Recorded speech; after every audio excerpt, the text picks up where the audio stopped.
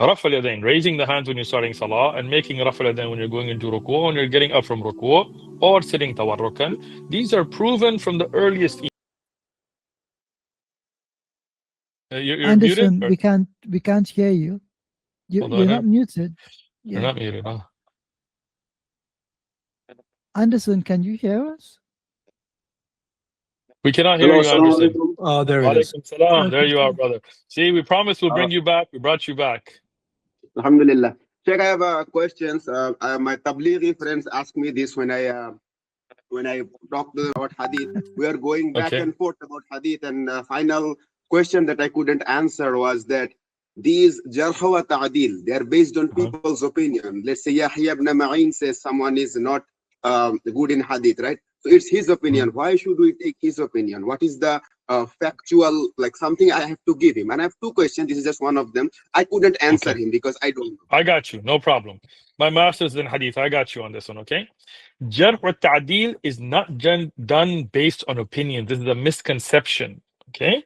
It's done on evidences. When Yahya ibn Ma'in or Ahmad ibn Hanbal or Ali al-Madani or Ibn Khuzaymah or Ibn Adi or any of these great scholars say a person is strong or not, they give evidence why.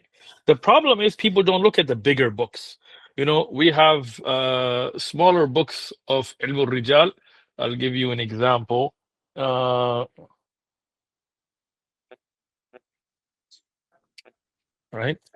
This is a book called Taqrib al-Tahdid. Okay, so Ibn Hajar, it's one volume. So this gives you very summarized notes, right? Who's Suduq, who's not. But this is a summary of a book that is larger than it, which is also a summary, a Tahdid, which is based on Al-Mizdi's work, which, depending on the print, can be 30 to 50 volumes, right? Now, if you look at the works of Dhahabi, Tariq and Al-Mizan and so on, and then you look at the works of the great scholars that put together Ilm al-Rijal, like Abdul Ghani al-Maqdisi and others, they will give the full biography. They'll say, okay, I went to this place, I met this person, I saw that he was cheating, I saw that people knew of him to lie. So in those bigger biographical works, it'll tell you why Yahya bin Ma'in or whoever thought they were weak. It's not just opinions, right? And even amongst the scholars of hadith, then you have mutasahilin, those that were lenient, those mutashaddidin, and those that were, and this is known by those who study the science. So we don't, it's not just an opinion base. You look at evidences. Books like, and this whole shelf that I have, I can show you a little bit of it. If I turn, no. Camera's set I on have me.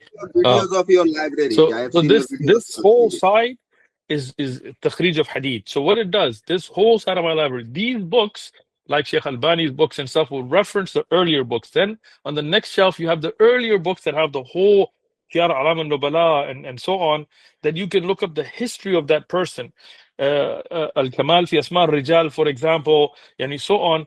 It will give you everything about them. So when we say they're weak, there is jarh, there is reason, sabab. And that's why if a scholar disagrees, then we look at the ta'dil. Why did they say this person's not weak? And if they don't respond to the jarh, then the jarh becomes muqaddam. But if they respond to the jarh, then that ta'dil becomes muqaddam and so on. So it's not based on opinions. It's upon what those great early scholars saw in those biographies of those narrators or observed themselves.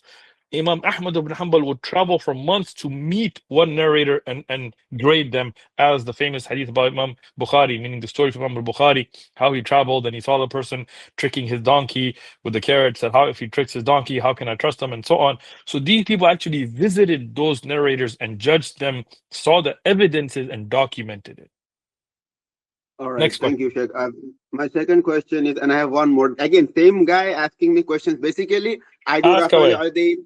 I Okay. sit in what you call iftirash, like basically leg crossed. And this guy, I and know. he's one of my best friends in university. I But think we I go think back and forth all the you time. mean tawarruk. Iftarash, the other people do as well. Tawarruk Sorry, is the sorry. okay, go ahead. So basically, Okay. we go back and forth all the time.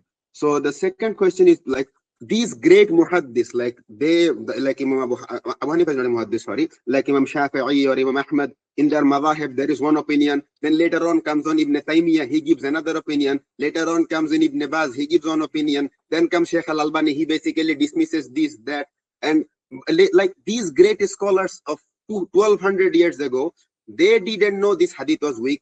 Some guy from Albania who studied Hanafi fiqh and then became muhaddis out of nowhere, he knows this hadith is weak. How is this? And I cannot answer him because I don't have masters in hadith. Easy, bro, easy. So first thing, Rafa Yadain, raising the hands when you're starting the salah, and also not Rafa Yadain. Any issue with hadith. These guys didn't know. These guys know. Hold on, listen. Rafa Yadain, raising the hands when you're starting salah, and making Rafa Yadain when you're going into ruku, when you're getting up from ruku, or sitting tawarrukan. These are proven from the earliest imams. Not Sheikh Ibn Baz, not Sheikh Albani, none of those great scholars that came later, Ibn Taymiyyah, came up with an opinion that the earlier scholars didn't hold. Okay, so it's not like they figured something out. Now, let me give you an example. This is a work of Sheikh Albani right here. Okay, Silsila Ahadith al-Da'ifa wa Mawdu'a. When he talks about a hadith being weak, he does not figure it out on his own. He quotes those earlier scholars. He says Ibn Adi said about him, right?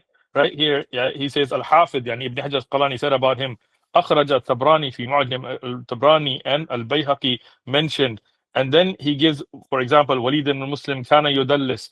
Walid ibn Muslim was a mudallis. Why? And then he quotes Ibn Hibban, Shafi'i, Ahmad, and Yahya bin Ma'in, and others for their jarh wa ta'dil. So he's not coming up with some new mas'ala or a new grading of hadith. He's bringing those earlier scholars of hadith and their references and presenting it to us. So there's nothing that Ibn Taymiyyah came up with, or Sheikh Albani or Sheikh Ibn Baz, that they didn't quote the earlier scholars on. It's just people are ignorant. They don't actually read their works. If you get Irwa al-Ghalil, which is right here, is the book of Sheikh Albani, Irwa al-Ghalil. It's a takhrij of the hadith from a book called Manar al-Sabil, which is the sharh of a book called Dalil al-Talib. So here, every hadith, then he will say, for example, أخرج Abu Dawud wa Ahmad wa Nisa'i. This was reported by Abu Dawud, Ahmad and Nisa'i. And then he will mention the sanad, al-Hisham, said from al-Mansur, from Ibn Aoun. Now he says, hadith sahih ala shart sahihain. The hadith is sahih according to the conditions of the sahihain. And then he references, قال Imam Ahmad ibn Hanbal. Imam Ahmad ibn Hanbal said, and then he quotes about each narrator why they're authentic, and then he quotes which other earlier scholars have reported this hadith and graded its authenticity. And then, like Al-Dhahabi said, it's sahih. And then he quotes from Al-Dhahabi that this was also reported by Ibn Khuzaymah, who also said that it was correct. And he quoted from Ibn Hibban and Al-Hakim, who also said it's correct according to the shurut of Sahihain. So he's not coming up with his own gradings. He's quoting those earlier scholars.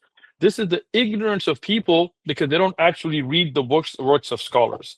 So this is absolute nonsense that earlier scholars knew one thing and new scholars came later and changed it up. No, there are people who come up with strange opinions, but we reject them. If something doesn't have Ibn Taymiyyah himself said, don't be the first one to say anything. He said, if nobody before you said it, don't say it. Right? This is Ibn Taymiyyah. So this person is ignorant. Tell him, go and read the works of Ibn Taymiyyah, read the works of Sheikh Albani, read the works of Sheikh Abdul Aziz ibn Baz, and then you'll see that they quote the earlier scholars. Third question. No, like, we got like 80 people we need to bring up, brother. So next question. No, like within this question, for example, like